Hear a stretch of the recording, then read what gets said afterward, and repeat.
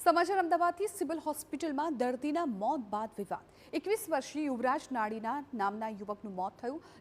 યુવરાજ નાડિયા નામનો યુવક કે જેનું મોત થઈ ગયું, ડોક્ટરની બેદરકારીથી મોત થયાનો પરિવારનો છે આક્ષેપ।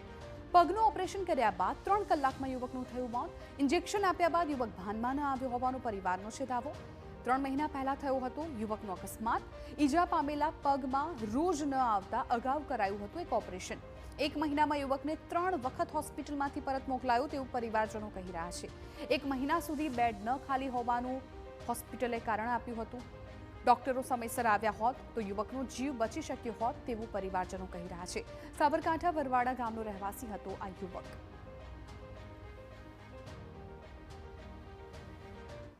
અહીંયા પ્રોબ્લેમ પ્લાસ્ટિક સર્જરી કરાવવાની હતી, પગ વાગેલું હતું તો પ્લાસ્ટિક સર્જરી માટે આવેલા।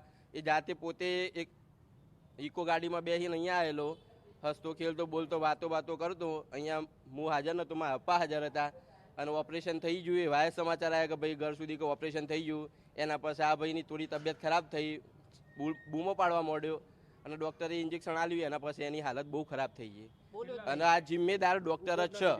આજે સવારે 11:15 યુવરાજને ઓપરેશનમાં લઈ ગયા અને 1:15ની આસપાસ એને ઓપરેશન થિયેટરમાંથી બહાર લાવ્યો હતો।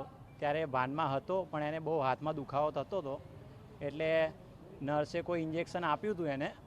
એ ઇન્જેક્શન આપ્યા પછી 2-3 મિનિટની અંદર એ બેભાન જેવો થઈ ગયો અને સૂઈ ગયો હતો। એ પછી એ ભાનમાં આવ્યો નથી અને એ પછી કોઈ ડૉક્ટર કે નર્સ એને જોવા બી આવ્યું નથી। હા, 3 કલાક અમને એમ કે એને દવા આપી છે એટલે સૂઈ ગયા છે, તો અમે બાજુમાં જ હતા અને પછી એને વોર્ડ શિફ્ટ કરવાનો આવ્યો ને ત્યારે ખબર પડી કે આ ડૉક્ટરે પછી ચેક કર્યું તો કે હવે એની ડેથ થઈ ગઈ છે।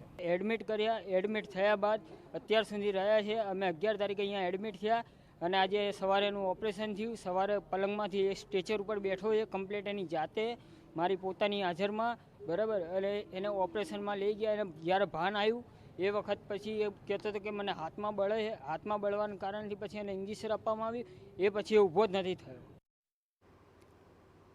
સિવિલ સુપ્રિન્ટેન્ડન્ટે યુવકના મોત મામલે આપી તપાસની ખાતરી। સામાન્ય ઓપરેશન હોવાનું સુપ્રિન્ટેન્ડન્ટે પણ સ્વીકાર્યું છે। ખૂબ જ સામાન્ય ઓપરેશનમાં મોત કેમ થયું તે તપાસ કરીશું। પ્લાસ્ટિક સર્જરી ડિપાર્ટમેન્ટની વાત કરીશ તો એસટીજી એટલે કે જે આ ચામડી લગાવવાનું ઓપરેશન છે એ કોઈ કોમ્પ્લેક્સ ઓપરેશન ન ગણી શકાય। એ સિમ્પલ એટલે કે એમના માટેનું એ રૂટીન સર્જરી છે। એટલે આ ઓપરેશન સરફેસ પરનું છે, એટલે ઓપરેશન રિલેટેડ કોઈ ક્વેશ્ચન થવાના રહેતા નથી। આમાં રહી વાત એનેસ્થેશિયાની, તો એનેસ્થેશિયા પણ ફરીથી કહીશ કે પેશન્ટ 1 થી 1:30ની વચ્ચે માની લો શિફ્ટ કર્યું છે અને આ જે ઇવેન્ટ બની છે 4:15 વાગે બની છે, એટલે 3 કલાક સુધી એ પોસ્ટ ઓફ વોર્ડમાં જ હતા અને પોસ્ટ ઓફ વોર્ડમાં કદાચ આઈ થિંક 20થી વધારે દર્દીઓ પણ ત્યાં છે અને એ આ જ ટાઈપના 3 દર્દીને પણ એ સમયે શિફ્ટ કરવામાં આવેલા। એટલે એ પણ એક છે કે એમની કેર લેવામાં આવી રહી છે, પણ ડેફિનેટલી જે થયું છે એ કેમ થયું એનું રાઇટ નાઉ એટલે એમ કહેવાય ને કે એનું કારણ આપવું ખૂબ ડિફિકલ્ટ છે, કે મુશ્કેલ છે, કેમ કે બધી જ સિસ્ટમમાં જોઈ રહ્યા છે ત્યાં સુધી એનું જે પ્રમાણે જે થવું જોઈએ એ પ્રમાણે થયું છે। સિવિલ હોસ્પિટલના ડોક્ટરો અને સિક્યુરિટી ગાર્ડ સામે પરિવારના ગંભીર આક્ષેપો। રેસિડેન્ટ ડોક્ટરો વોર્ડ પાસે સિગારેટ પીવે છે તેવું પરિવારજનો કહે છે। વિડીયો ઉતારનાર વ્યક્તિનો મોબાઈલ છીનવી લેવાય છે તેવું પણ કહેવામાં આવ્યું। ગાર્ડ કહે છે કે કોઈ અમારું કશું બગાડી નહીં શકે। સિક્યુરિટી સ્ટાફની દાદાગીરી દિવસે ને દિવસે વધતી હોવાના અનેક પુરાવા।